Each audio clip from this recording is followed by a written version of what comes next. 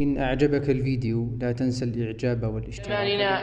السرورية الذين هم وغيرهم يعظم شرهم في أصلين عظيمين: أحدهما التنفير عن ولاة أمورنا وعيبهم والطعن فيهم ونشر مثالبهم وتفريق الناس من حولهم وإيغار صدورهم عليهم، والآخر الطعن في العلماء والتزهيد في علومهم ورميهم بالباطل والبهتان.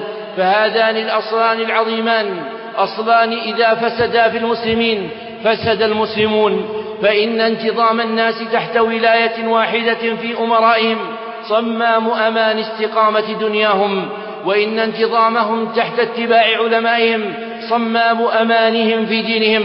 وقد قال الله سبحانه وتعالى في الأولين، يعني في ولاة الأمر، قال: يا أيها الذين آمنوا أطيعوا الله وأطيعوا الرسول وأولي الأمر منكم. وقال في العلماء: فاسألوا أهل الذكر إن كنتم لا تعلمون. فاستقامة أحوال المسلمين في دينهم ودنياهم تكون بتعظيمهم أمراءهم وعلماءهم، فإذا وقع الطعن فيهم والتنفير عنهم ونشر معايبهم وانتقاصهم فاعلموا أن المراد من ذلك هو تفريق المسلمين وإضعافهم.